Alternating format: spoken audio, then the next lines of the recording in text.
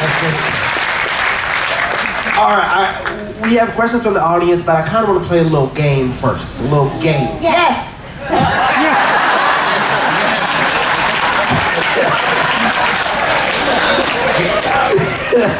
All right. Okay. Trying to beat you, Teddy. All right, we're gonna play a game I call Most Likely. Okay, Most Likely. So out of the 5 of you, you're gonna point to the person you think is most likely to do that thing or to fit that characteristic. Person most likely. Okay. First one up. Person most likely to be the biggest flirt on set.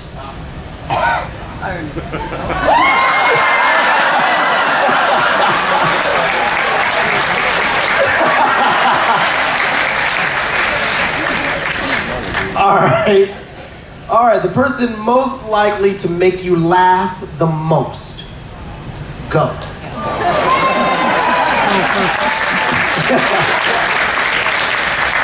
All right. Person most likely to have the messiest dressing room.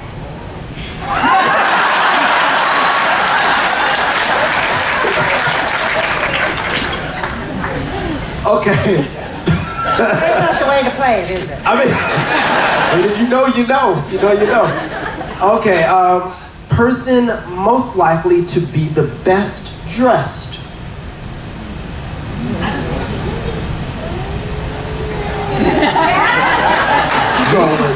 All these guys, they always... Me? These 3 always dress... I work for Goodwill Industries. What are you, crazy? You always cleaned up well. You guys all do. Yeah, I'm wearing my Salvation Armani jacket right now. All right, person most likely to get lost while driving.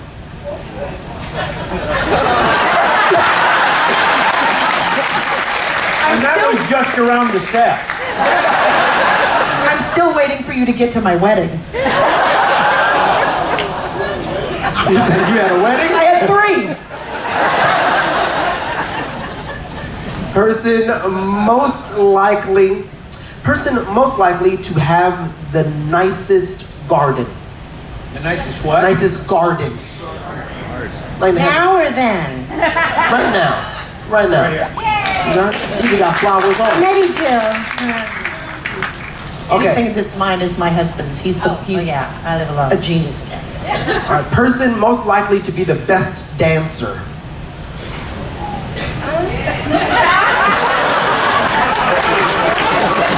Ted, can you dance, Ted? Jill?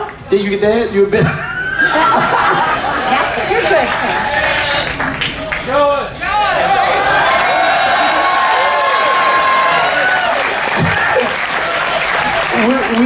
We have some events coming up. We'll play some music. We'll see if... Oh, okay, all right. I'll give you credit for that.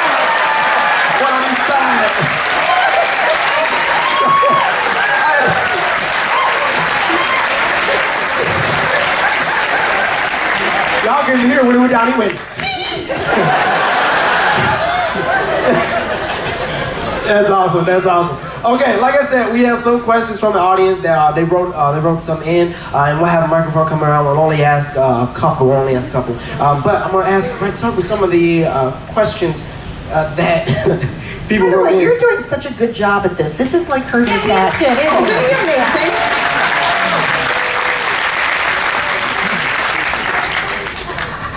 All right. So we know, Cindy, you got cast like last second. Why? Do you know why you got cast? Do you know? Did you audition? Was it like did you see Yes, I something? auditioned all day.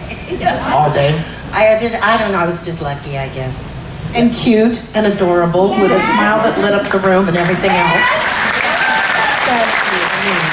You're like 12 years old. You don't know So I have a question. What were some of your favorite episodes? I liked Alaska a lot. You know, Julie didn't really have a lot of good luck with love.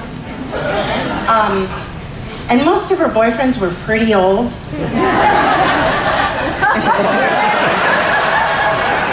Just saying.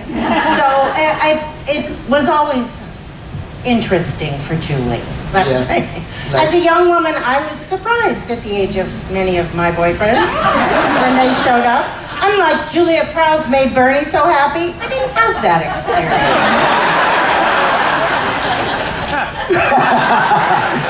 What about some of the rest of you? What are some of your favorite episodes? Some of your favorite episodes, maybe to film, maybe to watch now? Besides obviously the ones where we were really cruising, which were amazing. I think the musicals, that for me was the most fun. I'm a theater person. I liked, this is going to sound terrible, but why should today be unlike any other day? I like the ones that I wrote. Started out writing for him. These guys were great writers. Wrote for him. Bernie, Fred, and Ted Wrote our one good for episodes. Gavin. Finally got around to writing one for me with Jill St. John. Remember Jill St. John? Yeah. You know, I'm one of these actors that cannot watch the show. I cannot watch myself. And so it was easier for me to watch him or her and somebody else. So those were my favorite episodes. Tell them about the Hong Kong show. They gave us short shrift. Do you remember that? They always gave us short shrift. The writers said, you know, we're going to give you the script. You and Gopher are not in this Hong Kong show very much. And so Fred and I read it, and we went back to them and said, we've got an idea. Can we kind of fatten out Gopher and Isaac's part? And we did a thing with Gene Kelly and That's right. Yvette Mimieux, in which they are spies, and we think they're spies, so we follow them around Hong Kong. In trench coats and fedoras. So, totally inconspicuous. Yes, very subtle. And because of that, I learned part of my writing process was writing with Fred. And I eventually, when I was in high school in Oakland, California, hey, Oakland! One of my classmates was Anita Pointer, and she was in a group called the Pointer Sisters. Okay, so this is how this had to work back at this time. We had an Asian lady named Ellen Endo, and she was working for ABC to approve stories. So I went to Ellen Endo and I said, listen, I have an idea for an episode with the Pointer Sisters. It was tough for black writers at that time. So I said, you know, I want to give this to the writers, but I think they're probably going to reject it, this idea. She says, tell me the idea. I told her the idea. She says, go back with a script, give it to the writers, and then they'll give it to me, and I'll okay it. And that's what we did. I had a writing partner named Jean Ford. She and I wrote this Pointer Sisters script. We went to Art and Ben and he said, hey, I don't think this is going to work. I said, well, can you just, you know, pass it on to the network and see what they say? He said, well, who are the Pointer Sisters? I kid you not. And I said, well, they're a group and they're kind of famous and they did the songs in Beverly Hills Cop. Oh, Beverly Hills Cop, yeah, oh, all right. So we turned in the script.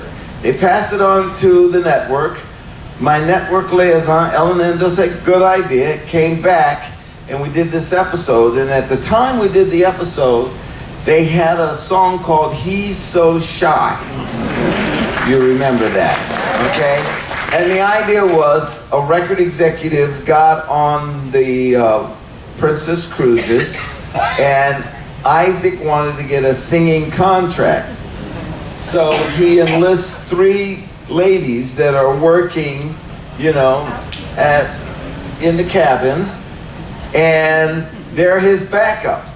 But when he gets to the big moment, he loses his voice. And so the girls take over and they sing and then they get the record contract. and become the point of it. Anyway, that was one of my favorite shows because of the incarnation of that and the journey of that show. I really, really enjoyed that. You know, one of the things that you have to remember, Duval, is that this show was an hour show, but there were always 3 stories on the show, which meant you had 3 times the responsibility to tell a story. And there was no other show like it. There really has not been another show that has successfully reproduced that model. What that meant was they were always desperate for ideas. That's not always true on television programs. I mean, you get rejected more than you get hired. But they were so ravenous for stories that when Bernie and I started writing and others, they said, oh, thank God, thank you. Do another story for us. And they were more than accommodating for a lot of the stuff that we put in, because we were essentially bailing them out when they were running out of ideas. Yeah. So, and we felt that our dear friend, Ted Lange, was being underused. And the guy to my right and myself got together and said, let's do something for Teddy, because he can't keep doing this. He's at every bar on the ship. No, he did this. Oh, there you go. Thank you. with one finger, or 2, or anyway. I think this came from Mr. Grandy, who said, "Why not write Isaac's history lesson? A brilliant concept. How do we do that?" Well, there was a young black girl. She was a student of black history. I think she was going for her master's. And she came on full of ideas to do this, righteousness and everything else. Renee Watson was the actress. Yeah. Yes, okay. And there was an older black man who was working at maybe the Dodger Stadium selling peanuts and popcorn. And this young lady had some level of contempt. Why is he lowering himself selling peanuts and popcorn? It turns out that he had been a star pitcher in the Negro Leagues. Scatman Crothers was the actor. Brilliant casting. And eventually there was a resolution between the old black man and the young black girl, and he taught us the ham bone. Yeah, we used to sit around on the set just like this, waiting to work. And one time we were sitting around on the set, and I said, I'm from Oakland. Hey, you guys know how to do the ham bone? Well, I knew the answer to that. They didn't know how to do the ham bone. And then they said, well, what's the ham bone? And I said,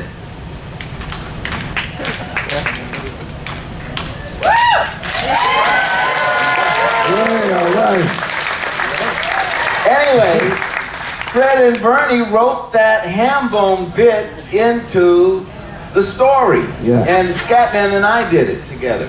And we also, yes. excuse me, go ahead. I was just going to say, just the final corollary to that was, there was a scene on the Lido deck when Isaac and this old ball player start doing the ham bone. But just before the scene started, Ted said to Scatman, Scat, you know the ham bone? And Scat said, I invented the ham bone.